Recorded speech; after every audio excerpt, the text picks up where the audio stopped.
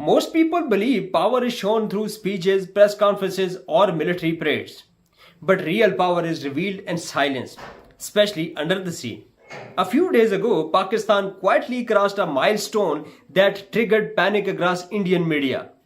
There were no sirens, no celebrations, just one announcement: the launch of Pakistan's fourth Hangor-class submarine. And that silence is exactly what makes this development dangerous for any adversary. Let's understand why this matters. When a submarine is launched, it does not mean it is ready for combat. Launch means hull is complete and the vessel has entered water for the first time. After that, advanced systems, weapons integration, sea trials, and only then is it handed over to the Navy. Pakistan is acquiring 8 Hangor-class submarines from China.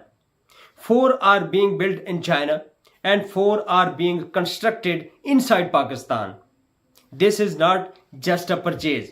It includes full transfer of technology, meaning Pakistan is not only receiving submarines, it is learning how to build them.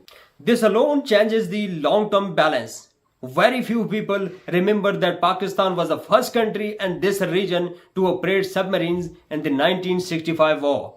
Pakistan's submarine PNS Ghazi created such fear that the entire Indian fleet stayed trapped inside Mumbai harbor for 17 days. They had numbers, they had ships, but they could not take the risk.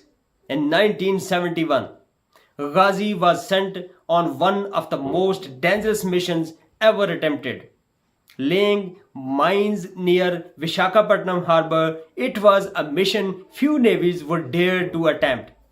Tragically, the submarine was lost during that operation along with its crew.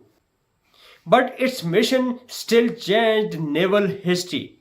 That legacy matters today. The new Hangor-class submarines are not ordinary platforms. Their most important feature is AIP. This technology allows a submarine to remain underwater for weeks without surfacing, without noise, and without detection. Traditional submarines must surface regularly to recharge batteries. AIP submarines do not, and that single difference changes everything.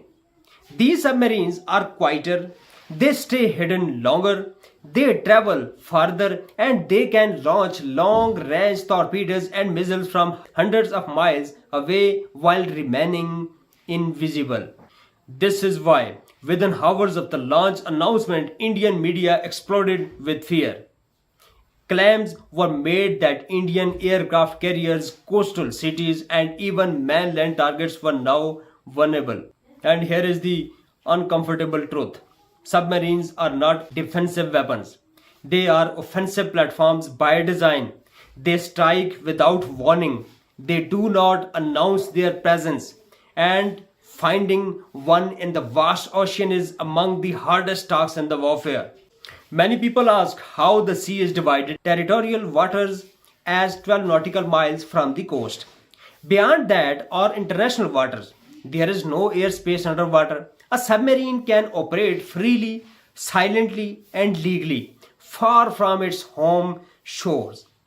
And this is why naval deterrence work. Not because of threats, but because of uncertainty. Today, near 90% of Pakistan Navy's fleet consists of modern platforms acquired in recent years from China, Turkey, and Europe. These are not outdated ships. They are networked, sensor-rich, and designed for modern warfare. When all 8 Hangor-class submarines become operational, Pakistan's undersea capability will be completely renewed. India has always had a larger navy. In 1965, in 1971, and even today. But history shows something important.